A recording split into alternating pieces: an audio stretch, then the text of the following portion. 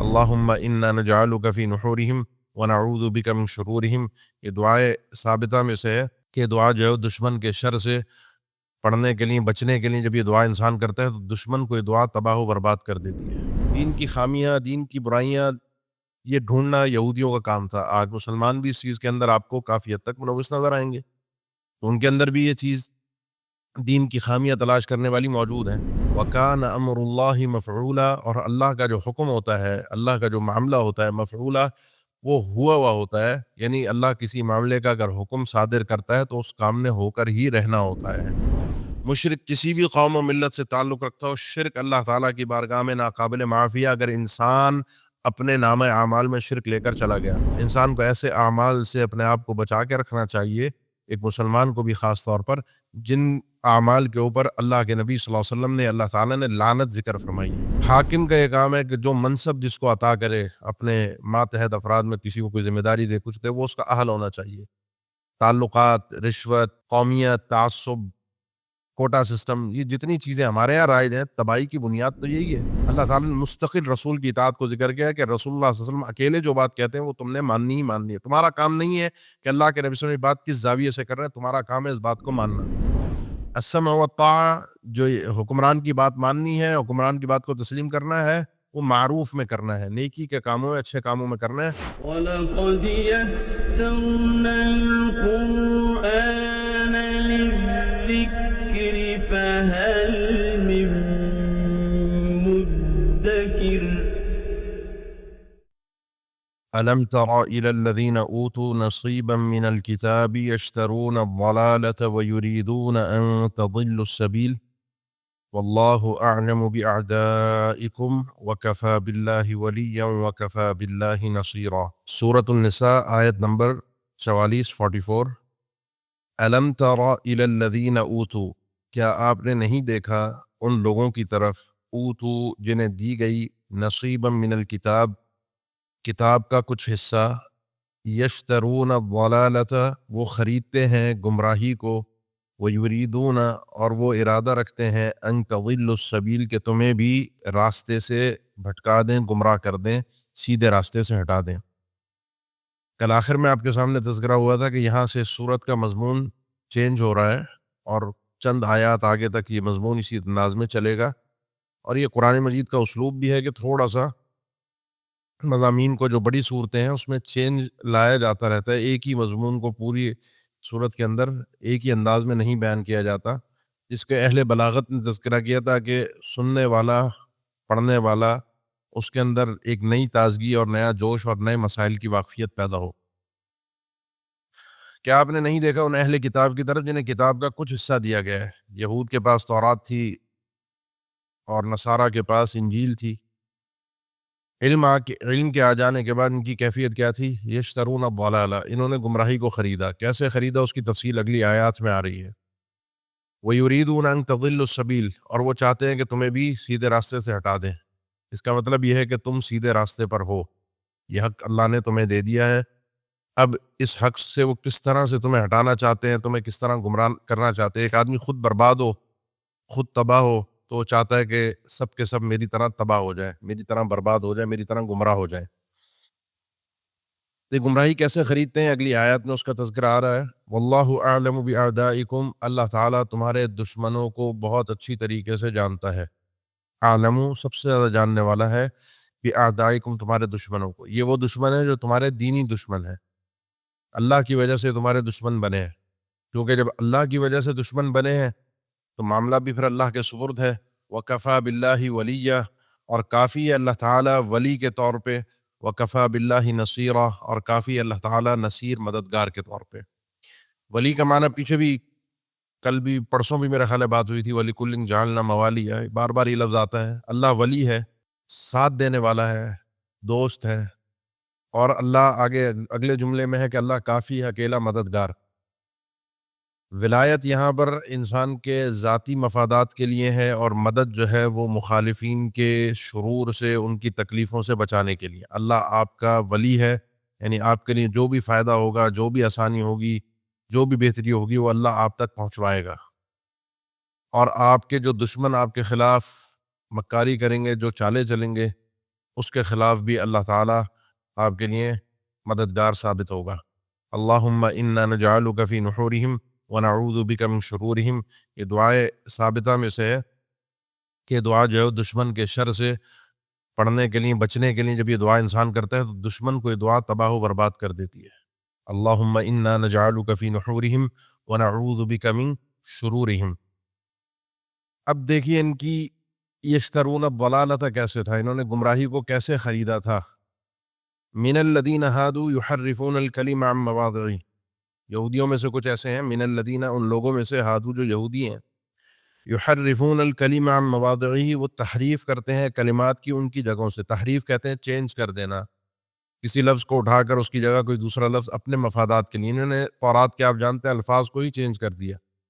اللہ نے قرآن مجید کی حفاظت کی کہ اس کے الفاظ کو چینج نہیں کیا جا سکا، لیکن معنی اپنے اپنے اعتبار سے، مفاہیم اپنے اپنے اعتبار سے لوگ کر لیتے ہیں، بیان کر دیتے ہیں، جو کہ انسان اگر جان بوجھ کر رہا ہو تو یہ حقیقی تحریف ہوتی ہے، اور وہ یہودیت سے مشابہت ہے۔ انہوں نے الفاظ ہی چینج کر دیے۔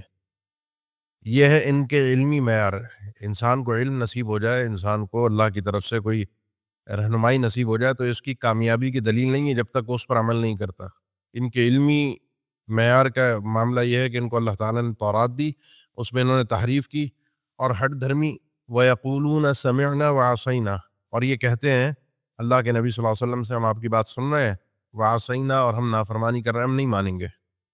یہ کہنا ان کا یا تو اللہ کے نبی صلی اللہ علیہ وسلم کے منہ پر ہے، یا وہ اپنی ایک دل میں ہے، یا اپنی محفلوں میں ہے، آپس میں ایک دوسرے سے ماننا ہم نے نہیں ہے۔ یہ ڈھٹائی کی اور یعنی ہٹ دھرمی کی آخری حد ہوتی ہے کہ انسان کہے میں نہیں مانتا۔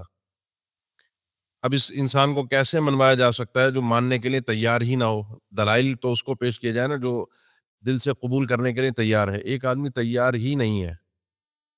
وَاسْمَعْ، اور آپ سنیں، اللہ کے نبی صلی اللہ علیہ وسلم کو کہتے تھے آپ سنیں، غیر مسمع، اور آپ کو سنا نہ جائے، آپ ہماری سنیں اور آپ کی بات کوئی بھی نہ سنے۔ بددعائیہ کلمات نبی صلی اللہ علیہ وسلم کے لیے کہتے تھے کہ آپ کی بات کوئی نہیں سنے گا، آپ کی بات کہیں نہیں جائے گی۔ وراعنا، اور لفظ راعنا کہتے ہیں لیم بالسنتہم، لین موڑتے ہوئے، بالسنتہم اپنی زبانوں کو۔ یہ مسئلہ جو ہے وہ سورہ بقرہ میں بھی گزرا ہے، یا ایھا الذین آمنوا لا تقولوا راعنا وقولوا انظرنا واسمعوا۔ اللہ کے نبی صلی اللہ علیہ وسلم کو متوجہ کرنے کے لیے کوئی بات سمجھ میں نہ آئے تو مخاطب کر کے راعنا، اللہ کے نبی صلی اللہ علیہ وسلم ہماری طرف متوجہ ہو جائیے، ہمارا خیال کیجئے، بات کو ریپیٹ کر دیجئے۔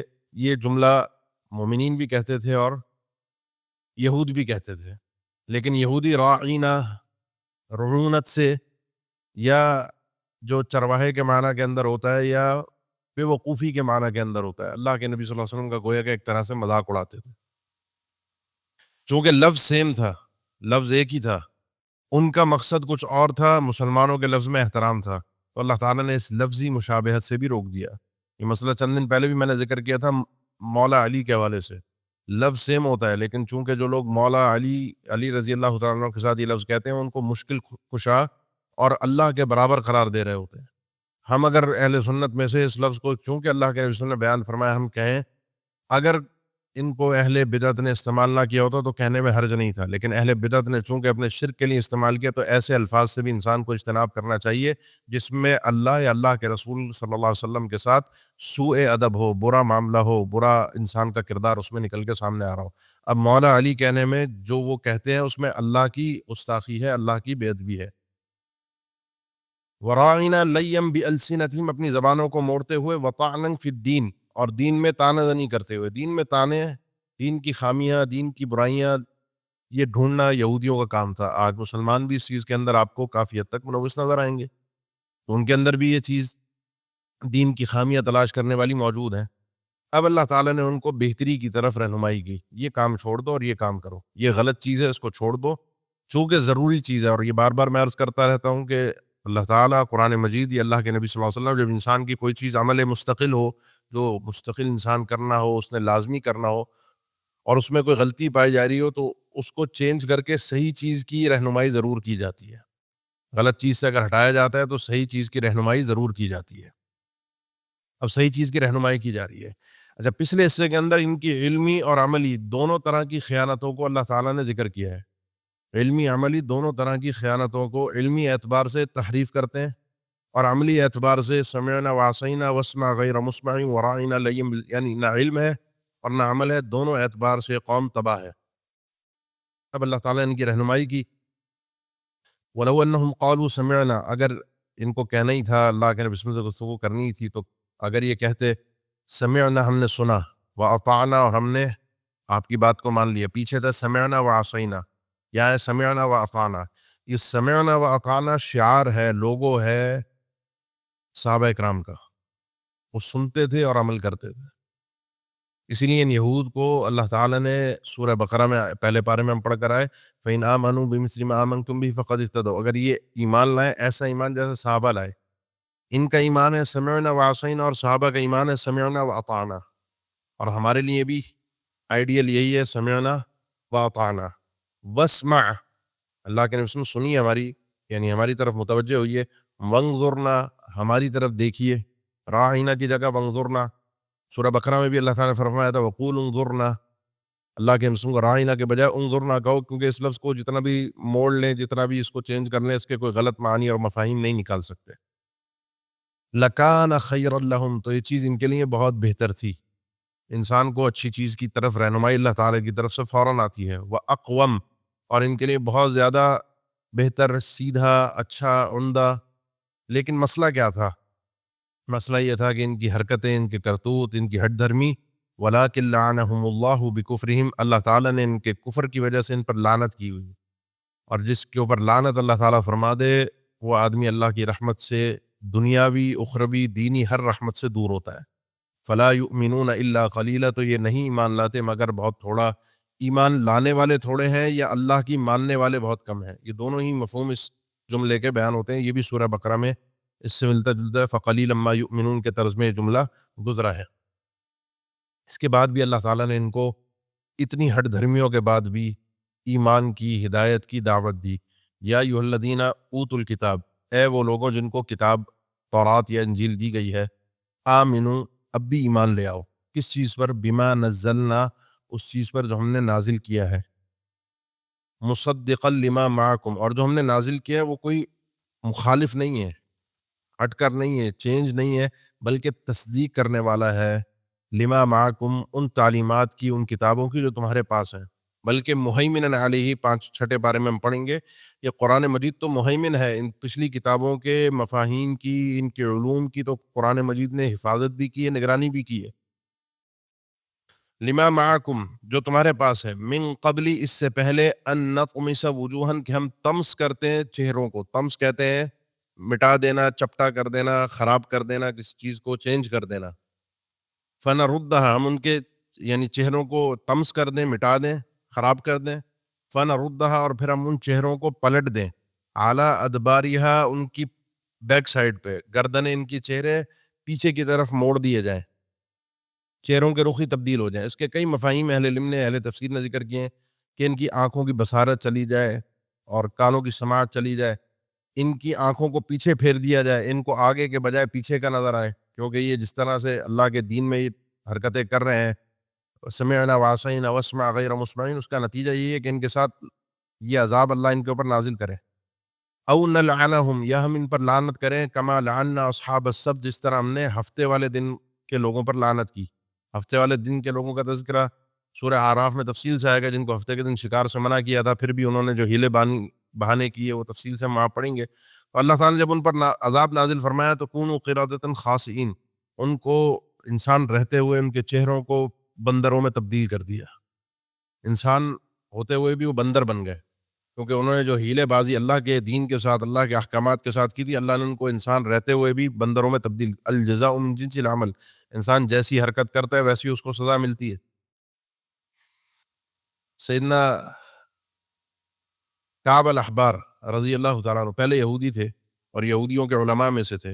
امام مالک رحمہ اللہ نے تذکرہ کیا ہے اور امام قرطبی نے اس قول کو نقل کیا ہے کہ امام مالک کہتے ہیں کہ یہ کعب الاحبار تھے، ان کا کہیں مدینہ میں گزر ہو رہا تو انہوں نے اس آیت کو کہیں سے سنا، کوئی پڑھ رہا تھا، یا ایھا الذین اوتوا الکتاب آمنوا بما نزلنا مصدقا لما معکم من قبل ان نطمس وجوہا فنردها علی ادبارها او نلعنہم کما لعنا اصحاب السبت۔ تو سیدنا کعب الاحبار اس آیت کو سنتے اس وقت یہودی تھے، اپنے منہ پر دونوں ہاتھوں کو انہوں نے رکھا اور اپنے گھر کی طرف واپس پلٹے، اور گھر پہنچنے سے پہلے پہلے انہوں نے کلمہ پڑھا، اور یہ کہا گھر پہنچ کر کہ مجھے ڈر یہ تھا کہ میرا گھر پہنچنے سے پہلے پہلے چہرے کا یہ حال ہو جائے جو اللہ تعالیٰ نے اس آیت میں ذکر فرمایا ہے، کیونکہ اللہ کا قرآن ہے، یہ مانتے تھے، وہ دل سے تسلیم کرتے تھے کہ اللہ کے نبی صلی اللہ علیہ وسلم سچے رسول ہیں، تو ان کو اس آیت نے ایک خوف دلایا، ایک ڈر دلایا۔ وَكَانَ أَمْرُ اللَّهِ مَفْعُولًا، اور اللہ کا جو حکم ہوتا ہے، اللہ کا جو معاملہ ہوتا ہے مفعولا، وہ ہوا ہوا ہوتا ہے، یعنی اللہ کسی معاملے کا اگر حکم صادر کرتا ہے تو اس کام نے ہو کر ہی رہنا ہوتا ہے۔ انما امرہ اذا اراد شیئا ان یقول له کن فیکون، اگر وہ کسی کام کا ارادہ کر لے کہ اس نے ہونا ہے، وہ چیز ہو کر رہتی ہے، کوئی اسے روک نہیں سکتا۔ تو اللہ نے اگر ایسا کرنا ہے، یہ نہ سمجھو کہ کیسے ہوگا، انسان کا چہرہ کیسے پلٹ جائے گا، بیک سائڈ پہ کیسے ہو جائے گا۔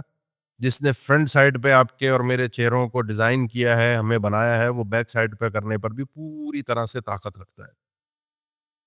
اس کے بعد اللہ تعالیٰ نے پھر ان کو ایک اور انداز اور اسلوب سے یہود کو سمجھایا، ان اللہ لا یغفر ان یشرک بہ، یقیناً اللہ تعالیٰ نہیں معاف کرے گا اس کے ساتھ شرک کیے جانے کو، اللہ کے ساتھ شرک کیا جائے، اس چیز کی معافی نہیں ہے۔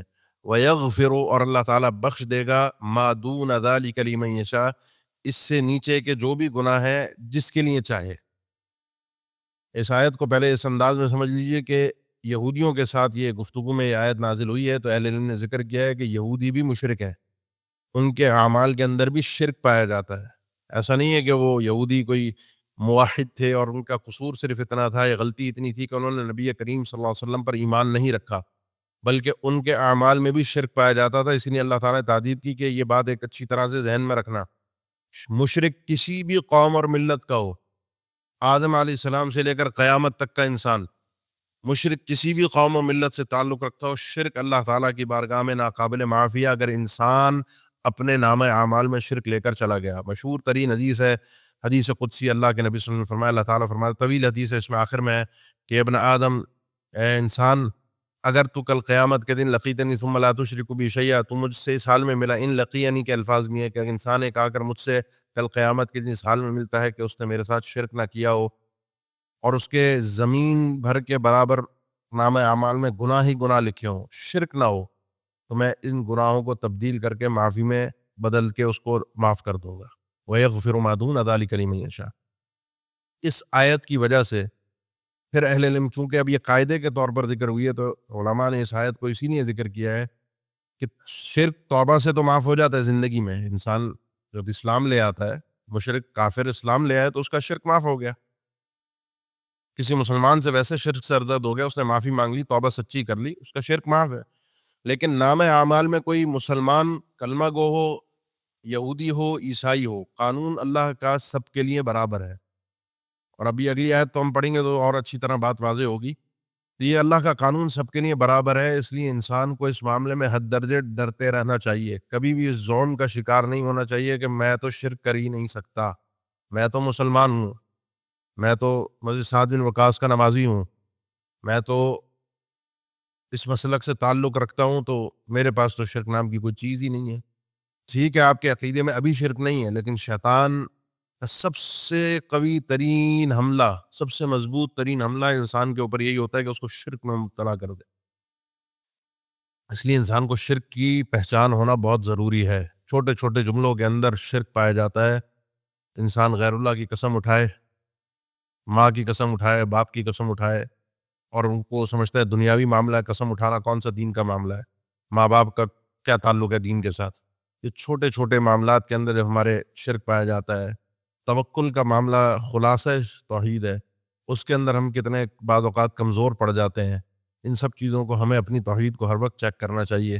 جب ابراہیم علیہ السلام اللہ سے دعا کریں، وَاجْنُبْنِي وَبَنِيَّ أَن نَعْبُدَ الْأَصْنَامَ، اللہ مجھے بھی بچا کے رکھنا، میری اولاد کو بھی، کہ ہم شرک بتوں کی عبادت کر سکیں، کسی بت کے سامنے جھک سکیں، تو انسان کو ہر لمحے ڈرتے رہنا چاہیے، اس میں بے خوف نہیں ہو جائیں کہ ہم تو بخشے بخشائے۔ اور اس کے علاوہ جو گناہ ہے وہ اگر نام اعمال میں انسان لے کر بغیر توبہ کے بارگاہ الہی میں پہنچ گیا تو بالآخر مغفرت ہے، چاہے اللہ شروع میں ہی معاف کر دے، خود ہی معاف کر دے، لا تجدک بقرابها مغفرہ، اور اس کے بہت سارے دلائل موجود ہیں قرآن و حدیث کے اندر. اللہ لوگوں سے گفتگو کرے گا، نام اعمال کے اندر چیزوں کو ان کی تبدیل کیا جائے گا، ان کو معاف کر دیا جائے گا.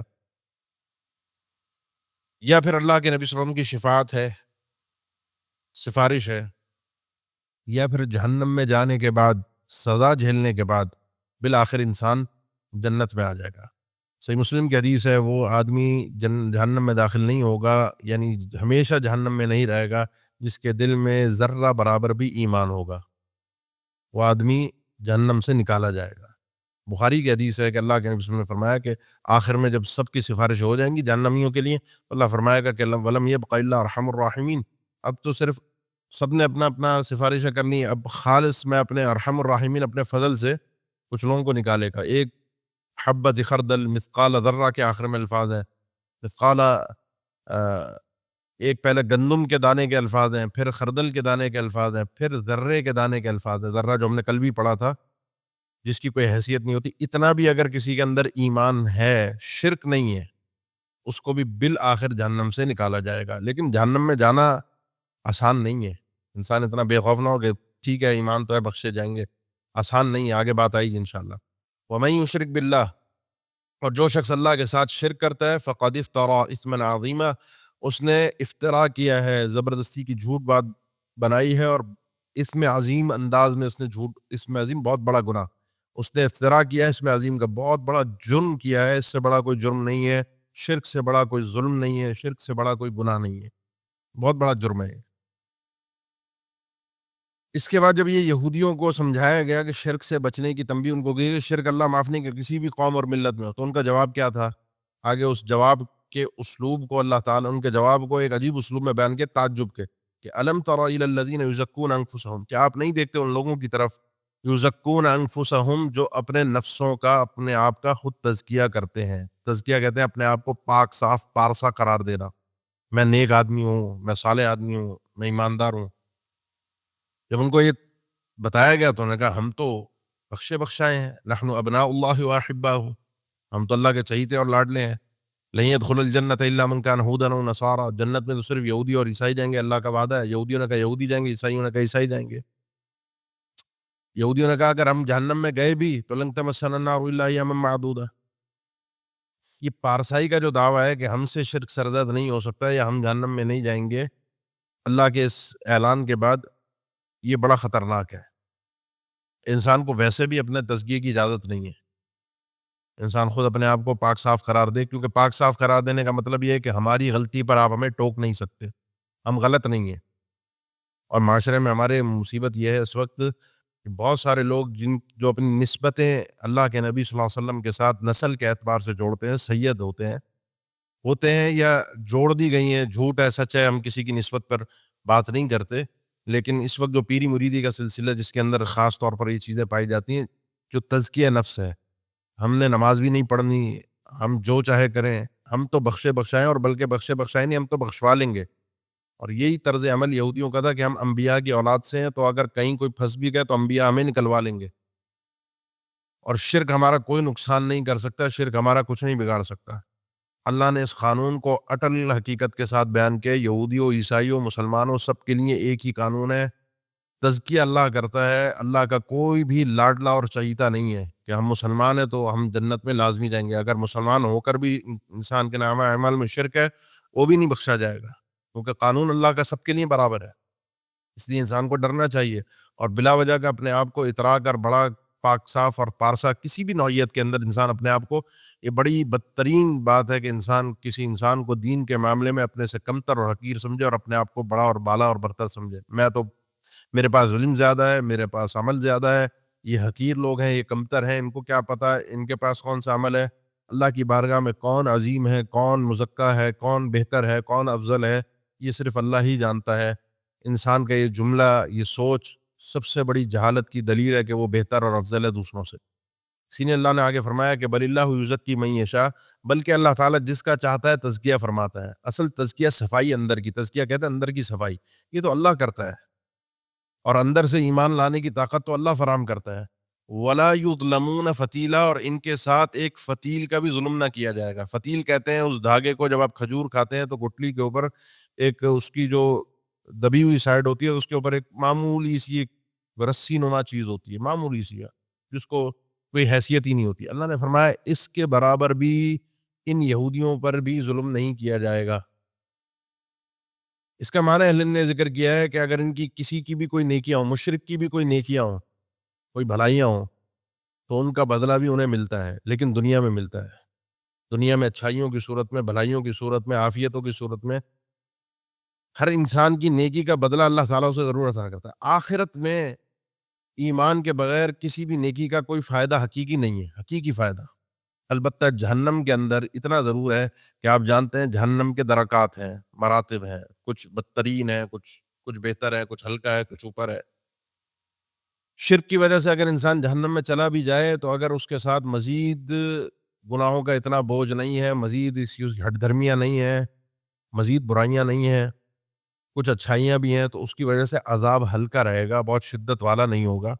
اللہ کے نبی صلی اللہ علیہ وسلم نے اپنے چچا کے متعلق فرمایا تھا کہ صرف 2 جوتیاں ان کو جہنم کی آگ کی پہنائی جائیں گی جس سے ان کا دماغ کھول جائے گا. عذاب تو ہوگا شرک کی وجہ سے، لیکن ہلکا ہوگا. ان کی خوبیاں، کچھ بھلائیاں اس قسم کی ہیں جس کا صلہ ان کو بہرحال کسی نہ کسی شکل میں ملے گا. لیکن جہنم سے نجات مشرک کے لیے نہیں ہے. یہ بات انسان اچھی طرح، اللہ کا اٹل فیصلہ ہے، اس کو اپنے پلے سے اچھی طریقے سے باندھ لے، اس کے بغیر نجات نہیں ہے. اس کے بعد اللہ تعالیٰ نے فرمایا کہ تعجب دیکھیے، انظر کیف یفترون علی اللہ الکذب، ذرا دیکھیں ان کو سمجھایا جا رہا ہے، شرک سے روکا جا رہا ہے. دیکھیے تو صحیح، کیف یفترون علی اللہ الکذب، کیسے افترا کرتے ہیں، جھوٹ اپنی طرف سے باندھتے ہیں اللہ پر، اپنی طرف سے جھوٹی بات بنا کر اللہ کی طرف نسبت کرتے ہیں کہ اللہ نے ہمیں بخش دیا ہے، ہم تو بخشے بشائے ہیں، اللہ کے چہیتے اور لاڈلے اپنا تزکیہ کر رہے ہیں. اللہ نے تو نہیں کیا. وکفا بہ اثما مبینا، اور اتنی ہی بات کافی ہے ان کے پکے گناہ گار ہونے. کفا بہ، کافی ہے اتنی بات، اثما مبینا، ان کے واضح گناہ گار ہونے کے لیے کہ انسان کو سمجھایا جا رہا ہے اور وہ سمجھ نہیں پا رہا. یہی ان کا گناہ ہے، یہی ان کا جرم ہے. اس کے بعد اللہ تعالیٰ نے پھر ذکر فرمایا کہ الم تر الی الذین اوتوا نصیبا من، یہ ساری یشترون الضلالہ، جو شروع جہاں سے بات شروع ہوئی ہے نا کہ یہ گمراہی کو کیسے انہوں نے خریدا، یہ ساری اس کی وضاحت ہے. الم تر الی الذین اوتوا نصیبا من الکتاب، یہودی چونکہ علم کے دعوے دار ہیں، ہمارے پاس تو علم ہے، ہمارے پاس تو اللہ نے تورات دی، اور اس کا زوم، اس کا گھمنڈ ان کو بہت ہے. اللہ نے فرمایا ان کے علم کا گھمنڈ بھی سنو، کہ کیا آپ نے نہیں دیکھا ان لوگوں کی طرف، اوتوا نصیبا من الکتاب، جنہیں کتاب کا کچھ حصہ دیا گیا، یؤمنون بالجبت والطاغوت، وہ ایمان لاتے ہیں جبت اور طاغوت پر. جبت کا معنی، مختلف معنی ذکر کیے گئے اللہ کے رسول کی حدیث میں بھی، جادوگری کو، کہانت کو، اس کو بھی جبت سے تعبیر کیا گیا، جبت میں ہے. اور جبت کا ویسے اصل معنی ہے کہ انسان جو ہے وہ پوجا کرے بت کی، کسی ایسی چیز کی کہ جس سے اس کو، یعنی اللہ کے علاوہ جس کو پوج رہا ہے اس کا کوئی وجود ہو. یہ یہودی جادوگری کے پیچھے پڑ گئے، وہ آپ پیچھے بھی سورہ بقرہ میں تفصیل پڑھ کے ہیں. علم کے آ جانے کے بعد ان کو اللہ سے اتنی امید نہیں تھی جتنی ان کے جادوگری کے ان کے فوائد ان کو اپنے سامنے نظر آئے. والطاغوت، اور طاغوت ہر وہ چیز جس کی اللہ کے علاوہ جس کو پوجا جاتا ہے. انہوں نے جگہ جگہ توکل کے لیے، بھروسے کے لیے، اعتماد کے لیے عزیر علیہ السلام کو بھی اللہ کا بیٹا بنایا.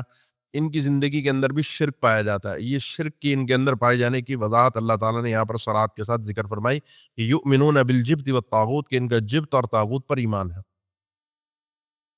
یہ بات آئی تو ویسے ابھی ذہن میں آئی، میں نے کہا ذکر کروں. یہ جو ہمارے شیعہ حضرات ہیں ان کی تفاسیر میں جائیں تو یؤمنون بالجبت والطاغوت، یؤمنون بالجبت والطاغوت، اس کا معنی وہ ذکر کرتے ہیں کہ یہ لوگ ایمان لاتے ہیں جبت سے مراد ابو بکر اور طاغوت سے مراد عمر. جبت اور طاغوت سے مراد ابو بکر اور عمر، ان کی تفاسیر کے اندر موجود ہے. بہرحال وہ تو اپنے خیال سے کوئی بھی کچھ بھی بک دے تو ان کا کوئی پوچھنے والا تو ہے نہیں. وَيَقُولُونَ لِلَّذِينَ كَفَرُوا، اور مصیبت ایک یہ ہے کہ جانتے ہیں اللہ کے رسول سچے ہیں، پھر بھی کہتے ہیں لِلَّذِينَ كَفَرُوا، ان لوگوں سے جنہوں نے کفر کیا، هَؤُلَاءِ، یہ لوگ، اہدیٰ، زیادہ ہدایت والے ہیں، من الذین آمنوا، ایمان والوں سے، سبیلا، بطور راستے کے. اس کا پس منظر سمجھیے. کعب بن اشرف یہودی تھا، مکہ آیا، مکہ والوں نے کہا، اس کی پہلے تعریف کے پل باندھے کہ انت خیر المدینتی و خیر اہل المدینتی و سیدہم، تم مدینہ کے بہترین آدمی اور اہل مدینہ کے سردار اور شریف آدمی ہو. یہ جو ہمارے ہاں یہ شخص جو محمد ہے صلی اللہ علیہ وسلم، اس کا دعویٰ ہے کہ یہ ہم سے بہتر ہے. مشرکین مکہ نے کہا کہ اس کا دعویٰ ہے کہ ہم سے بہتر ہے، چونکہ پہلے اس کو پانی پہ چڑھا دیا تھا. تو اس نے کہا نہیں، تم لوگ جو، ہمارا علم یہ کہتا ہے تم لوگ جو، تم مشرکین جو، اس سے کئی گنا زیادہ بہتر ہو. تو اللہ تعالیٰ نے پھر یہ آیت نازل فرمائی، الم تر الی الذین اوتوا نصیبا من الکتاب یؤمنون بالجبت والطاغوت. اپنا ان کا عمل شرکیہ ہے، ان کے اعمال کے اپنے اندر شرک پایا جاتا ہے، نمبر ایک. نمبر دو، پھر ان کو مشرکین بھی مومنین سے بہتر نظر آتے ہیں، حالانکہ حقائق سے اچھی طرح واقف ہیں. کتاب اللہ تعالیٰ نے ان کو دی ہے، قرآن مجید اللہ تعالیٰ نے ان کو ان کے سامنے نازل، اور یہ جانتے ہیں قرآن مجید بھی وہی کتاب ہے اسی انداز کی جس طرح اللہ تعالیٰ نے پہلے کتابیں نازل فرمائی ہیں. تو کم سے کم اس انداز کی رعایت تو کر لیتے، انہوں نے وہ بھی نہیں کی. وَيَقُولُونَ لِلَّذِينَ كَفَرُوا، اور کہتے ہیں ان لوگوں سے جنہوں نے کفر کیا، هَؤُلَاءِ أَهْدَىٰ مِنَ الَّذِينَ آمَنُوا سَبِيلًا، یہ لوگ ایمان والوں سے زیادہ ہدایت والے نہیں. مشرکین مکہ. اللہ تعالیٰ نے ذکر فرمایا اولئک الذین لعنہم اللہ. اصل معاملہ کیا ہے؟ اصل معاملہ یہ وہ لوگ ہیں کہ جن پر اللہ تعالیٰ نے لعنت کی ہے، یہ ملعون ہے، اور ان کے اوپر لعنتیں جس انداز کی اللہ تعالیٰ نے کی. اور سورہ بقرہ میں آپ نے آغاز سے پہلے پارے کے اندر بہت تفصیل کے ساتھ ان کی ہٹ دھرمیاں اور ہر ہٹ دھرمی کے بعد اللہ تعالیٰ کی طرف سے آنے والی ان کے اوپر سزا کو آپ تفصیل سے پڑھ کر آئے ہیں. وَمَن يَلْعَنِ اللَّهُ، اور جس شخص پر اللہ تعالیٰ لعنت کر دے، وہ کوئی بھی ہو، یا بغیر قاعدہ اور قانون ذکر کیا ہے، فلن تجد له نصیرا، آپ اس کا کوئی بھی مددگار نہیں پائیں گے، دنیا میں کوئی اس کا مددگار نہیں مل سکتا. جو بھی جس شخص کے اوپر اللہ کی طرف سے لعنت ہو جائے، انسان کو ایسے اعمال سے اپنے آپ کو بچا کے رکھنا چاہیے، ایک مسلمان کو بھی خاص طور پر، جن اعمال کے اوپر اللہ کے نبی صلی اللہ علیہ وسلم نے، اللہ تعالیٰ نے لعنت ذکر فرمائی ہے. وہ اعمال، میں تفصیل کا وقت نہیں ہے کہ اس کو ذکر کیا جائے، وہ انسان کے پاس ایک فہرست ہونی چاہیے کہ یہ عمل گناہ، ہر گناہ ہوتا ہے، ہر گناہ انسان کو اللہ سے دور کرتا ہے، لیکن کچھ گناہ ایسے ہیں جن پر خصوصی اللہ کے نبی صلی اللہ علیہ وسلم نے، اللہ تعالیٰ نے لعنت ذکر فرمائی کہ اللہ تعالیٰ ایسے کام کرنے والوں پر لعنت فرماتا ہے. تو انسان کو ان کاموں سے حد درجے اپنے آپ کو، کیونکہ جس کے اوپر لعنت ہو جس عمل کی وجہ سے، اس کی پھر مدد نہیں ہوا کرتی. یہ بات اپنے ذہن سے پلو سے اچھی طرح سے باندھ لیجیے. اور کچھ گناہ آپ اور ہم واقف ہیں، ہمارے ہوتے ہیں، جن کے اوپر اللہ تعالیٰ نے لعنت فرمائی ہے. ام لہم نصیب من الملک، یہ جو مشرکین مکہ کو اپنے سے افضل اور بہتر قرار دے رہے ہیں، شرک ان کے اعمال کے اندر پایا جا رہا ہے. اللہ نے فرمایا کہ اگر یہ اتنے ایسے بخیل، کنجوس اور اتنے تنگ دل کے لوگ ہیں کہ ام لہم نصیب من الملک، کہ اگر ہو ان کے لیے بادشاہت میں کوئی حصہ، نصیب حصہ، یعنی ان کو اگر کوئی دنیا میں پاور، طاقت مل جائے، تو فَإِذَا لَا يُؤْتُونَ النَّاسَ نَقِيرًا، تو اس وقت یہ لوگوں کو نہیں دیں گے ایک نقیر بھی. لا يؤتون الناس، نہیں دیں گے لوگوں کو نقیرہ، ایک نقیر. نقیر کہتے ہیں کھجور کی گٹھلی جو آپ نے دیکھی ہے، اس کے اوپر ایک چھوٹا سا ڈاٹ ہوتا ہے، اس ڈاٹ کو کہتے ہیں. کھجور دور کی بات، کھجور کی گٹھلی دور کی بات، یہ اس ڈاٹ تک کو کسی کو نہیں دیں گے. یہ قُلْ لَوْ أَنْتُمْ تَمْلِكُونَ خَزَائِنَ رَحْمَةِ رَبِّي إِذًا لَّأَمْسَكْتُمْ خَشْيَةَ الْإِنفَاقِ. اللہ اگر تمہیں، سورہ بنی اسرائیل میں اللہ فرمایا کہ اگر تمہیں زمین کے خزانوں کی ملکیت اللہ تمہیں دے دے، تو تمہیں یہی لالچ پڑ جائے گی کہ ختم ہو جائیں گے، یہ بھی نکل جائیں گے. فرمایا یہ بادشاہت اگر تمہیں مل جائے تو تم لوگوں کو، اور لوگوں میں خاص طور پر مسلمانوں کو، یہ ایک نقطہ تک نہیں دے سکتے. یہ اتنے بخیل اور اتنے کنجوس اور خیر کو روکنے والے لوگ ہیں. اور مسلمانوں کو بھی اپنی اداؤں پہ غور کرنا چاہیے. انسان کو بھی تھوڑا سا، یہ ایسا تو نہیں ہے صرف یہودیوں کی مذمت ہو رہی ہے، اگر میں اور آپ اس قبیل کے ہیں تو ہماری اور آپ کی مذمت ہے. ان کا اللہ کے نبی صلی اللہ علیہ وسلم سے اصل مسئلہ، مسلمانوں سے اصل مسئلہ کیا ہے؟ ام یحسدون الناس علی ما آتاہم اللہ من فضل، بلکہ یہ لوگ حسد کرتے ہیں لوگوں سے ان چیزوں پر جو اللہ تعالیٰ نے ان کو دی ہے، لوگوں کو اپنے فضل سے. یحسدون الناس، یہ حسد کرتے ہیں لوگوں سے، اعلیٰ ان چیزوں پر، ما آتاہم اللہ، جو اللہ نے دیا ہے ان لوگوں کو، من فضلی، اپنے فضل سے. اللہ تعالیٰ نے اپنے فضل سے اللہ کے نبی صلی اللہ علیہ وسلم کو بنی اسماعیل میں سے نبی بنا دیا ہے، اس بات کا ان کو حسد ہے. اور حسد آپ جانتے ہیں، حسد انسان اس سے کرتا ہے جس کے پاس کچھ ہو. جو محسود ہوتا ہے، جسے حسد کیا جا رہا ہوتا ہے، اس کا مطلب یہ ہے کہ اس کے پاس کچھ ہے، وہ درست ہے. اللہ کے نبی صلی اللہ علیہ وسلم سے حسد کیا جانا، اس کا مطلب آپ سچے نبی ہیں. اگر سچے نبی نہ ہوتے تو ان کو پرواہ بھی نہ ہوتی، جیسے مشرکین مکہ کی ان کو کوئی خاص پرواہ نہیں تھی. نمبر ایک. نمبر دو، حاسد جو ہوتا ہے اس کے اندر جلن ہوتی ہے، تکلیف ہوتی ہے اس کو کہ اللہ کا جو فضل کسی دوسرے پر ہے، یہ اس سے چھن جائے، ختم ہو جائے، اس کے پاس نہ رہے، مجھے ملے نہ ملے، اس کے پاس سے چلا جائے. اور یہ بات شاید پہلے بھی آئی تھی، میں نے تذکرہ کیا تھا کہ ہماری ایک تھوڑی سی فطرت ہے، نارملی نیچرلی ہم بھی کہیں نہ کہیں کسی کی ترقی سے کبھی نہ کبھی جلتے ضرور ہیں، دل میں خیال آتا ہے، کوئی نئی گاڑی لے لے تب مسئلہ ہوتا ہے، کوئی گھر اپنا چینج کر کے اچھے گھر میں شفٹ ہو تب مسئلہ ہوتا ہے، کوئی دنیا میں ترقی کر رہا ہو ویسے مسئلہ ہوتا ہے۔ صرف دنیا کے اندر جلن ہوتی ہے، دین میں ہمیں تو ہوتا ہی نہیں ہے نا کہ کوئی اگر نیکی کا کام کر رہا ہے تو ہم کہیں ہم بھی اللہ ہمیں اس قسم کا بنا دے۔ دین میں دنیا میں تکلیف ہوتی ہے، کسی کے بچوں کا رشتہ اچھا ہو جائے، کوئی بچے اچھے تعلیم کا حاصل کر رہے ہوں، جھلن، اور بڑی معذرت کے ساتھ برا نہ لگے ہے تو سب میں ہی، مردوں میں بھی عورتوں میں، لیکن عورتوں میں ذرا سا تھوڑا سا پرسنٹیج زیادہ آپ کو شاید نظر آئے۔ علاج کیجیے اس کا، بہت سارے علاج ہیں، لیکن سب سے نفع ترین فائدہ مند علاج یہ ہے کہ جس سے آپ کو ایسی تکلیف محسوس ہوتی ہے، میں اپنی بات کروں نا مجھے بھی ہوتی ہے، لیکن اسی وقت تھوڑا سا اپنے آپ کو کہ اللہ نے اس پر ایک تو فضل کیا ہے، نمبر 1، نمبر 2 اس آدمی کے لیے دعا کیجیے جس سے آپ کو تکلیف ہو رہی ہے نا، اس کے لیے رحمت کی، برکت کی، فضل کی، اللہ اس کو مزید دے، اللہ اس کو مزید نوازے، اور اپنی سری دعاؤں میں، خاموشی کی دعاؤں میں اسے یاد رکھیے۔ آپ 2-4 دفعہ اس کے لیے دعا کریں گے، اللہ آپ کے دل سے اس کیفیت کو ختم کر دے گا، یقیناً ختم کر دے گا، آپ کر کے دیکھیے۔ کیونکہ جب آپ اللہ سے مانگ رہے ہوں گے تو دل کی کیفیت خود بخود تبدیل ہو جائے گی۔ اللہ جب فرشتے کہتے ہیں نا پیٹھ پیچھے انسان کسی کے لیے دعا کرتا ہے، فرشتے اس کے لیے بھی وہی دعا کرتے ہیں کہ اللہ تجھے بھی یہی عطا کرے، انسان کی کیفیت ختم ہو جاتی ہے۔ تو ان کے اندر مسئلہ یہ تھا، اللہ نے ذکر فرمایا کہ یہ تو اللہ کا فضل ہے، فقد آتینا آل ابراہیم، ہم نے تو آل ابراہیم کو، ابراہیم علیہ السلام کی نسلوں میں، اور میں پہلے بھی ذکر کر کے آ چکا ہوں کہ ابراہیم علیہ السلام کے بعد نبوت اللہ تعالیٰ نے جو 20ویں پارے میں ذکر کیا ہے سورہ عنکبوت میں کہ وجعلنا فی ذریتہ النبوۃ والکتاب، اور سورہ حدید میں بھی ذکر کیا ہے کہ پھر اللہ تعالیٰ نے انہی کی اولاد میں نبوت اور کتاب و حکمت کو رکھ دیا تھا۔ پھر نبی بنی یعنی ابراہیم علیہ السلام کی آل سے باہر نہیں آئے، اور سارے انبیاء بنی اسرائیل میں آئے سوائے اللہ کے نبی صلی اللہ علیہ وسلم کے اسماعیل علیہ السلام کے بعد۔ یہ 2 نبی ہیں جو بنی اسماعیل میں، خود اسماعیل علیہ السلام اور ایک تو اسماعیل علیہ السلام خود ہیں، بنی اسماعیل میں اللہ کے نبی صلی اللہ علیہ وسلم واحد نبی ہیں۔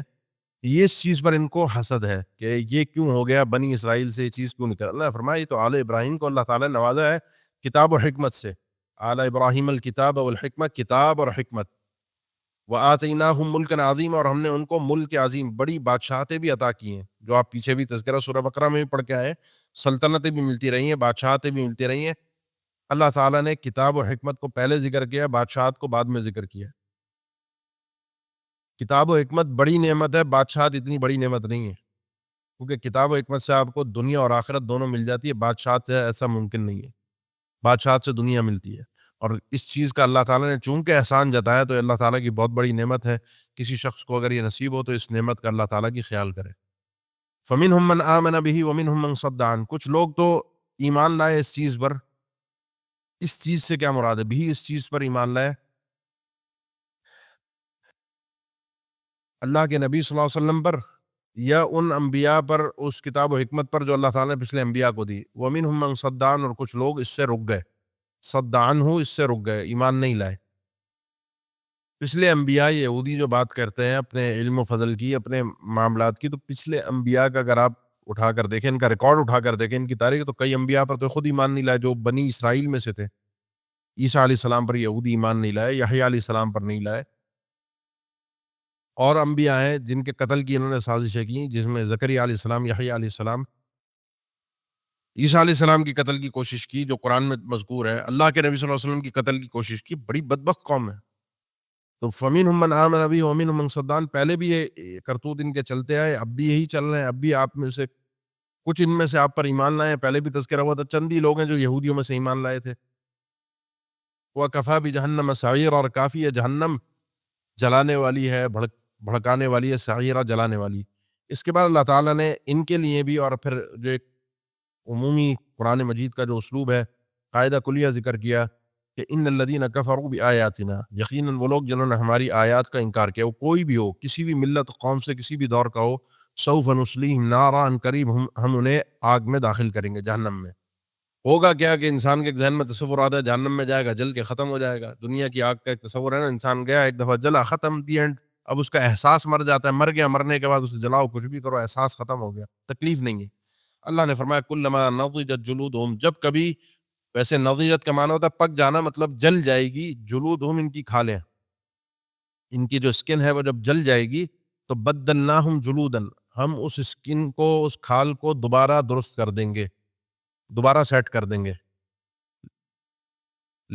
جو بدلناہم جلودن غیرہا، اس کے علاوہ دوسری کھال سے اس کو سیٹ کر دیں گے، درست کر دیں گے، یعنی جلے گی پھر سیٹ ہوگی، جلے گی پھر سیٹ ہوگی، کیوں؟ لیذوقوا العذاب، تاکہ بار بار اس تکلیف کو، اس عذاب کو چکھتے رہیں، یہ تکلیف ان کی ختم نہیں ہوگی، ایک دفعہ کھال جل گئی تو۔ اس سے آج بھی جو چیزیں آپ خود بھی محسوس کرتے ہیں، ویسے بھی جو ذکر کی جاتی ہیں کہ احساس کا تعلق زیادہ تر کھال کے ساتھ ہوتا ہے، اسکن کے ساتھ ہوتا ہے، تکلیف زیادہ تر جو ہے وہ انسان کو اوپر محسوس ہوتی ہے، اندر ہڈی کی تکلیف بہت دیر میں جا کر محسوس ہوتی ہے، گوشت کی تکلیف جو آپ کی جسم کے اندر تکالیف ہیں ان کا احساس کھال کو سب سے زیادہ ہوتا ہے، کھال کی طرف سے سب سے زیادہ ہوتا ہے، معذرت۔ تو ان کی کھال کو ہم دوبارہ چینج کر کے، سیٹ کر کے ان کو بار بار عذاب دیتے رہیں گے۔ ان اللہ کان عزیز الحکیم، یقین اللہ تعالیٰ غالب اور حکمت والا ہے، اللہ کے فیصلوں کو تبدیل نہیں کر سکتا۔ ہاں اب سنیے، اور بھی مزید چیز ہے جو قاعدہ قوانین قرآن میں سے ہے کہ جہنمیوں کے ساتھ اہل جنت کا تذکرہ، والذین آمنوا وعملوا الصالحات، وہ لوگ جو ایمان لائے اور نیک عمل کیے، اللہ کی مانی، اللہ کے بتائے ہوئے طریقے پر چلے، پوری زندگی انہوں نے اللہ کے کہے پر گزاری، سندخلہم جنات، تو ہم انہیں عنقریب ایسی جنتوں میں داخل کریں گے، تجری من تحتها الانہار، جن کے اندر سے نہریں بہ رہی ہوں گی، خالدین فیہا ابدا، اس میں وہ ہمیشہ ہمیشہ رہیں گے، اس جنت کے اندر۔ یہ بہترین جنت اللہ تعالیٰ نے عطا کی، اب بہترین ساتھ جنت کے اندر بہترین رہنے کے لیے، اور لہم فیہا ازواج مطہرہ، جنت میں ان کے لیے ازواج مطہرہ ہوں گی، پاک بیویاں ہوں گی، حوروں کی شکل میں، اپنی دنیاوی بیوی کی شکل میں، لیکن وہ پاک ہوں گی، پاک بھی دونوں طرح سے، جسمانی اعتبار سے بھی کہ ان کے اندر کوئی خامی، کوئی عیب جو دنیا کے اندر جسمانی اعتبار سے ہوتے ہیں، یا کچھ چیزیں اللہ تعالیٰ نے لکھ دی ہیں خواتین کے لیے، اس سے بھی وہ پاک ہوں گی، اور پاک ہوں گی برے اخلاق سے، بد زبانی سے، بدگوئی سے، جو دنیا کے اندر ایک چیز ہوتی ہے، اس سے بھی اللہ تعالیٰ جنت کے اندر جو آپ کو بیوی عطا کرے گا، اس سے آپ انشاءاللہ وہ بد اخلاقی اس سے آپ کو پاک ہوں گی۔ وَنُدْخِلُهُمْ ظِلًّا ظَلِيلًا، اور ہم انہیں، ان لوگوں کو داخل کریں گے ظِلًّا، ایسے سائے میں، ظَلِيلًا، جو بالکل جس کے اندر ایسا سایہ ہوگا کہ جس کے اندر سے کوئی روشنی نکل کے آتی نہیں ہے، بالکل گھنا سایہ جس کو کہا جاتا ہے، ایسا مطلب تصور انسان کر ہی نہیں سکتا، بالکل پرسکون، ایسا مزیدار معاملہ ہوگا درختوں کا، جنت کے سایوں کا، کہ انسان کے تصور سے وہ چیز باہر ہے، نہ سردی ہوگی اور نہ گرمی ہوگی، نہ انسان کو بالکل ٹیمپریچر اس کی باڈی کے حساب سے ہوگا، اور کیا بادشاہت کا تصور ہوگا، انسان کے تصور سے بھی باہر ہے۔ اس کے بعد دو آیات ہیں، ان اللہ یأمرکم، یہ آیت اور اس سے اگلی آیت، یہودیوں کے حوالے سے آپ نے پیچھے پڑتا ہے ان کے کرتوت، ان کو ایک زوم تھا کہ اللہ تعالیٰ نے ہمیں اس پوری انسانیت کا باپ بنایا ہے، ہم بڑے ہیں، ہم سب سے افضل ہیں، ہم سب سے بہترین ہیں، ایک یہ بھی سوچ، اس حوالے سے بھی کچھ قاعدہ اللہ نے ذکر فرمایا، اور یہ دو آیتیں جو ہیں مطلقاً ہر بندے کے لیے ہیں، اور یہ دو آیتیں پوری حکومت کی بنیاد ہیں، اسلامی حکومت کی بنیاد یہ دو آیتیں ہیں۔ پہلی آیت حکمرانوں سے تعلق رکھتی ہے، اور دوسری آیت رعایا سے تعلق رکھتی ہے، محکومین سے، مجھ سے اور آپ سے، اور ہر قسم کے حاکم سے تعلق رکھتی ہے۔ اس کا معنی یہ نہیں صرف وہ آپ کا کوئی پریزیڈنٹ، آپ کا کوئی پرائم منسٹر، اس کے لیے یہ آیت ہے، ہر انسان جو کسی نہ کسی عہدے اور منصب پر ہے اور اس کے ماتحت افراد ہیں، ان سب کے لیے یہ آیت ہے۔ بڑی غور سے سنیے گا، ان اللہ یأمرکم، یقین اللہ تعالیٰ تمہیں حکم دیتا ہے، ان تؤدوا الامانات الی اہلیہا، کہ تم امانات کو ادا کر دو ان کے اہل تک، جو جس کی چیز ہے وہ اس کو پہنچا دو، یہ اللہ تعالیٰ تمہیں حکم دیتا ہے۔ عثمان بن طلحہ رضی اللہ تعالیٰ عنہ کو اللہ کے رسول نے بلایا تھا فتح مکہ کے موقع پر، حدیبیہ کے موقع پر، یہ ایمان لائے تھے، اور بیت اللہ کی چابیاں ان کے پاس ہوتی تھیں، مکہ فتح ہوا تو چابیاں اللہ کے رسول نے ان کو بلا کر فرمایا کہ یہ چونکہ تمہاری تھیں، نسلوں سے تمہارے پاس چلی آ رہی ہیں، بیت اللہ کے دروازے کی چابیاں یہ تمہارے پاس رہیں گے، اور ذکر کیا جاتا ہے کہ آج تک بھی ان کے خاندان اور نسل کے اندر یہ چابیاں موجود ہیں۔ وَإِذَا حَكَمْتُمْ بَيْنَ النَّاسِ، اور جب تم فیصلہ کرو لوگوں کے درمیان، تو أَن تَحْكُمُوا بِالْعَدْلِ، تم عادل کے ساتھ فیصلہ کرو۔ دو چیزیں اللہ تعالیٰ نے ذکر فرمائی ہے، ایک ہے امانت کو اس کے اہل تک پہنچا دینا، حاکم کا یہ کام ہے کہ جو منصب جس کو عطا کرے، اپنے ماتحت افراد میں کسی کو کوئی ذمہ داری دے، کچھ دے، وہ اس کا اہل ہونا چاہیے۔ تعلقات، رشوت، قومیت، تعصب، کوٹا سسٹم، یہ جتنی چیزیں ہمارے یہاں رائج ہیں، تباہی کی بنیاد تو یہی ہے۔ جمہوریت کا یہ حسن ہے آپ کے، جس جمہوریت کی تباہ کاری ہم سالوں سے دیکھتے آ رہے ہیں، جس کے عذاب کو ہم جھیلتے آ رہے ہیں، وہ آپ سب کے، ہم سب کے سامنے ہے۔ اہل کو، جو جس کام کو جانتا ہو اس کو وہ کام دیا جائے، وہ چاہے کوئی ابن ابی ابزا، سیدنا عمر نے پوچھا مکہ میں تم آ گئے یہاں پر، مکہ میں اپنے بعد کس کو نائب مقرر کیا ہے؟ انہوں نے کہا غلاموں میں سے، پہلے غلاموں میں سے غلام تھا ابن ابی ابزا، غلام وہ آزاد کردہ غلام، فرمایا کتاب اللہ کا سب سے زیادہ حافظ تھا اور سب سے زیادہ سمجھدار تھا۔ کہا پھر یہی وہ چیز ہے، ان اللہ یرفع بہذا الکتاب اقوام ویضع بہ آخرین، منصب یہ دیکھ کر نہیں دیا جاتا کس خاندان سے، کس نسل سے منصب، وہ اگر اس منصب کا اہل ہے تو اس کو دیا جاتا ہے۔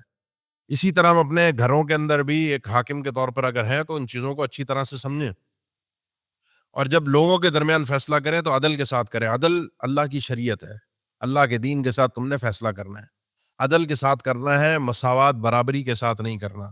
یہ دین مساوات برابری کا دین نہیں ہے، دین عدل ہے، اللہ کی شریعت میں عدل ہے، انصاف ہے۔ برابری اور عدل کی مثال آج کل بڑی ایک پوسٹ چلتی ہے، آپ سب نے شاید ملاحظہ کیا ہو کہ 3 لوگ ایک کھڑکی کے آگے کھڑے ہوتے ہیں، اور اگر وہ 3 بچے ہیں، ایک بڑا ہے، ایک درمیانہ ہے، ایک چھوٹا ہے، تینوں کو ایک ایک جو ہے وہ سٹیپ دے دیا جاتا ہے، ایک ایک، تو ایک ایک کو دینے کے بعد جو ویسے ہی دیکھ رہا تھا وہ اور اونچا ہو جاتا ہے، بیچ والا اس کو معمولی سا نظر آتا ہے، چھوٹا والا کھڑا رہ جاتا ہے۔ عدل یہ ہے کہ بڑے والے کو، جس کو کھڑکی سے باہر نظر آ رہا ہے، اس کو کچھ بھی نہ دیا جائے، چھوٹے والے کو 2 دیے جائیں تاکہ اس کو بھی نظر آئے، اور بیچ والے کو 1 دیا جائے تاکہ تینوں برابر ہو جائیں گے، تینوں کو برابر نظر آئے گا۔ اصل میں برابری کو ہم سمجھتے ہیں کہ برابری عدل ہے، برابری عدل نہیں ہے۔ عدل یہ ہے کہ نیچے سے آپ نے کس کو کیا دیا ہے، پاور دی ہے، کہ جس کی وجہ سے ان کو ان کے حقوق برابر ملے۔ برابر دینا نہیں ہے، حقوق برابر ملنے چاہیے۔ عدل یہ ہے کہ جب آپ انصاف کریں گے تو حقوق ان کو برابر مل جائیں گے۔ تو وَإِذَا حَكَمْتُم بَيْنَ النَّاسِ، پھر اللہ کی شریعت سے تم نے فیصلہ کرنا ہے۔ یہ ہے حکمرانوں کا کام، مجھے اور آپ کو نہیں کہا، ہر طبقے کے، ہر مزاج کے حکمران کو کہا ہے۔ ان اللہ نعم ما یعظکم بہ، یقین اللہ تعالیٰ، نعم اصل میں ہے نعم شیئا یعظکم بہ، بہت ہی اچھی اور خوبصورت چیز ہے جو جس چیز کی اللہ تعالیٰ تمہیں نصیحت کر رہا ہے۔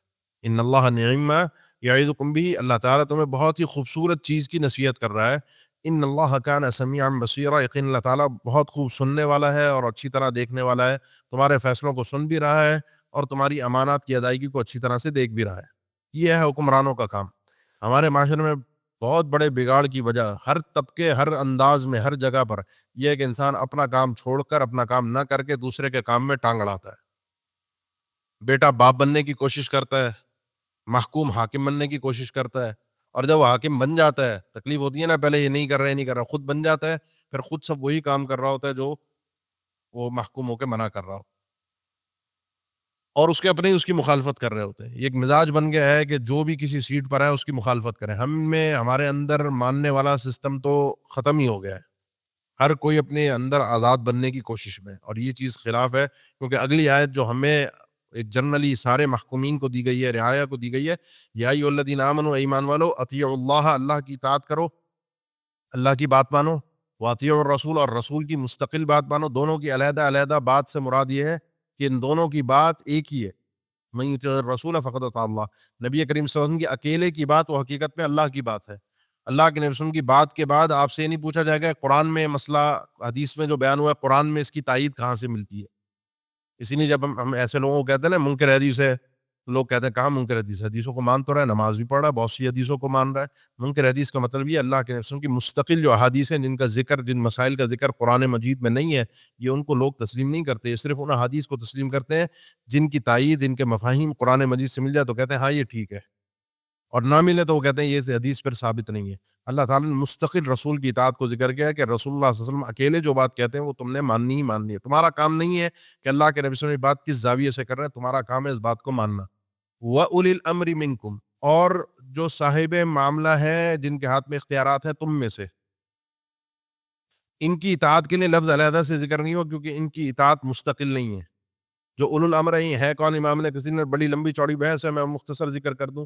دنیا کے معاملے میں حکمران ہیں اور دین کے معاملے میں علماء ہیں، اور کوئی ایک عالم نہیں، سب ان لوگوں کی اطاعت کرنے، دین اور دنیا کے معاملے میں آپ نے ان کی بات کو سننا ہے۔ جیسے میں بھی آپ کو پڑھا رہا ہوں، آپ میرے سننا ہے، میں بھی علماء کی تفاسیر دیکھ کر پڑھ کے آتا ہوں، وہی چیز بیان کرتا ہوں۔ لیکن ان کی اطاعت جو ہے، حکمران ہو یا عالم ہو، اللہ اور اس کے رسول کی اطاعت کے ماتحت ہے۔ کہیں اگر ان سے غلطی ہوتی ہے، کہیں اگر یہ ان کی اطاعت سے باہر نکلتے ہیں، تو کئی ایک احادیث ہے السمع والطاعہ، جو حکمران کی بات ماننی ہے، حکمران کی بات کو تسلیم کرنا ہے، وہ معروف میں کرنا ہے، نیکی کے کاموں میں، اچھے کاموں میں کرنا ہے۔ حکمرانوں کے پاس دو چیزیں ہیں کہ اگر وہ آپ کو اللہ کی شریعت کے حساب سے چلانا تو ماننا ہی ماننا ہے۔ دوسرا ہوتا ہے کہ جو آزاد معاملات ہوتے ہیں، جس کو اہل علم نے مصالح مرسلہ کے طور پر نام دیا ہے، جو حکمران ویسے سسٹم بناتے ہیں، مثال سگنل پہ رکنے کا سسٹم ہے، اگر سگنل توڑتا ہے انسان، اولی الامر کی مخالفت ہے، اللہ کے حکم کی مخالفت ہے، گناہ گار ہوگا۔ ہمارے یہاں تو آسان سی بات ہے نا، سگنل تو ایسے ریڈ لائٹ تو ہمارے یہاں کہ اس پہ تو اس کا معنی ہے نکل جاؤ، اس پہ تو رکنا ہی نہیں ہے، کوئی مرے کچھ بھی ہو نکلنا ہے۔ حکمران کی گناہ گار ہے انسان، شرعی اعتبار سے علم ذکر کے گناہ گار ہے۔ یہ حتیٰ کہ روڈ پہ جو آپ کو ہائی وے پہ اسپیڈ لمٹ دی ہوتی ہے 120، اس سے اوپر اگر انسان جا رہا ہے تو گناہ گار ہے۔ ایکسیڈنٹ ہو گیا تو اہل علم کے فتاوے ہیں، یہ آدمی گویا کہ ایک طرح کی خودکشی کر رہا ہے، ایک طرح کی خودکشی کر رہا ہے، کیونکہ اس کے لیے اسپیڈ لمٹ جو طے کی گئی وہ اسی لیے کہ اگر اس سے زیادہ جائے گا تو اس کے لیے خطرہ شدید ہے کہ اس کی ہلاکت اور اس کا نقصان ہو سکے۔ پاسپورٹ کے معاملات ہیں، آئی ڈی کارڈ کے معاملات ہیں، یہ سب چیزیں اس کے اندر، یہ سارے مصالح مرسلہ کے اندر ہے حکمران کی۔ اسی طرح علماء جو قرآن و حدیث کی تفسیر پیش کر رہے ہیں، جو مسائل آپ کو سمجھا رہے ہیں، اگر وہ آپ کو لگتا ہے کہ دلائل بالکل درست ہیں، چلیے۔ اگر کہیں آپ کو 100% تو کوئی بھی درست نہیں، کہیں کوئی مخالفت نظر آتی ہے، تو اللہ اور اس کے رسول کی بات کی طرف ان کی بات کو فَإِن تَنَازَعْتُمْ فِي شَيْءٍ، اگر تمہارا تنازع ہو جائے کسی مسئلے میں، کسی بھی چیز میں، فی شیء کسی بھی چیز میں، شیء ہر چیز کے لیے بولا جاتا ہے، کس کے ساتھ تنازع ہو، تمہارا آپس میں، رعایا کا حکمران کے ساتھ، عوام کا علماء کے ساتھ اختلاف اگر ہو گیا تو فردوہ الی اللہ والرسول، اختلاف کا حل یہ ہے کہ اس کو اللہ اور اس کے رسول کی طرف لوٹا دو۔ اللہ کی طرف کیسے لوٹائیں گے بھائی؟ قرآن مجید۔ اللہ کے نبی صلی اللہ علیہ وسلم کی طرف جب تک کہ آپ حیات تھے تو آپ کے سامنے ڈائریکٹ آ جائیں، ورنہ پھر اسی طرح جیسے اللہ کی طرف لوٹانے کا مطلب قرآن کی طرف لوٹانا ہے، اللہ کے نبی صلی اللہ علیہ وسلم کی طرف مطلب لوٹانے کا حدیث کی طرف، حل صرف اور پھر قرآن و حدیث سے لے گا۔ میرے اور آپ کے اختلافات کا حل ان کنتم تؤمنون باللہ والیوم الآخر، اگر تم اللہ اور آخرت کے دن پر ایمان رکھتے ہو تو یہ کام تمہیں فائدہ دے گا، اور اسی طریقے سے تمہاری زندگی گزرے گی۔ میں اپنا کام چھوڑ کر حاکم بننے کی کوشش کرتا ہوں، حاکم کو سبق سکھانے کی کوشش کرتا ہوں، اس کو بتانے کی کوشش، سمجھانا، نصیحت کرنا یہ اور چیز ہے، اور ممبر پہ چڑھ کے ایک جوشیلی تقریر کر کے، نعرے لگا کر، جلسے جلوس کر کے، عوام میں واہ واہ کروا کے نکل جانا یہ اور چیز ہے۔ تقریباً ہمارے ملک کا المیہ ہے، سیاسی گفتگو مناسب تو نہیں ہے، لیکن سیاسی پارٹیاں آتی ہیں، عوام کو استعمال کرتی ہیں اور نکل جاتی ہیں، ہم ان کے ہاتھوں بیوقوف بن جاتے ہیں۔ ہر کسی کا اپنا اپنا مفاد ہوتا ہے جو پورا کرتے ہیں، اور تھوڑے عرصے بعد وہ غائب ہو جاتے ہیں۔ تھوڑے عرصے کے لیے ایک ایشو اٹھایا جاتا ہے، اس کے ذریعے استعمال کیا جاتا ہے، اور اس کے بعد وہ سب چیزیں پیچھے کیا چل رہا ہے اس کا تو ہمیں اندازہ ہی نہیں ہے۔ تو بہرحال حکمران کی اطاعت ہے، معروف میں ہے، اچھائیوں میں، جہاں کہیں وہ غلطی کرے اس کی اصلاح کی انسان کو دعا بھی کرنی چاہیے، کوشش بھی کرنی چاہیے، نصیحت اس تک پہنچانی چاہیے، لیکن عام جلسے جلوسوں کے اندر اس کو گالم گلوچ کر کے اس کو کوئی فرق نہیں پڑتا، بس عوام کے اندر ایک بگاڑ پیدا ہوتا ہے۔ اب اس کا نتیجہ ہے کہ ہر شخص آزاد ہے، اتنا آزاد ہو گیا، اتنی آزادی دے دی گئی کہ ایک بچہ بھی اپنے باپ کے سامنے منہ کھول کے کھڑا ہو کے سامنے سینہ تان کے تیار ہے کہ میں تمہاری کیوں مانوں۔ آج کل ہمارا جو ایجوکیشن سسٹم ہے وہ یہی سکھا رہا ہے، کسی نے کسی کی ماننی نہیں ہے، سب آزاد ہیں، اور اگر یہ سسٹم اس طرح سے آ جائے زندگی کے اندر تو سوائے جنگل کے قانون کے کوئی دوسری چیز بچتی ہی نہیں ہے۔ اس لیے ماتحت اوپر والا یہ سسٹم بنایا ہوا اللہ کا ہے، اس سسٹم کے مطابق انسان کو چلنا پڑے گا۔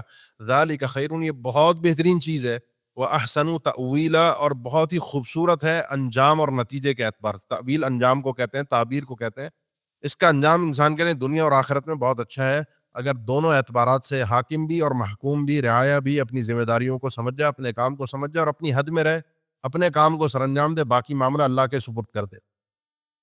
باقی اس دو آیات پر بات تو بہت زاویوں سے، بہت حوالوں سے بگاڑ ہمارے معاشرے کے اندر پایا جاتا ہے، مذہبی اعتبار سے بھی اس مفہوم کو غلط انداز میں پیش کیا جاتا ہے، جس کی اصلاح کی بہرحال ضرورت ہے۔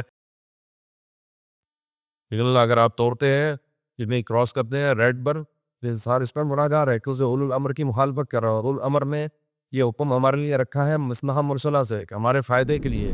وما ارسلنا من رسول، ہم نے کوئی بھی رسول نہیں بھیجا، آج تک کوئی رسول دنیا میں نہیں آیا مگر یطاع باذن اللہ، اس لیے آیا ہے کہ اس کی اطاعت کی جائے حکم الہی سے۔ ابن تیمیہ رحمہ اللہ لکھتے ہیں، انسان جب اپنے علم پر عمل کرتا ہے تو اللہ تعالیٰ اس کو وہ علم بھی عطا کر دے اور علم اس کے پاس نہیں ہوتا، علم کے دروازے اس کے لیے کھول دو.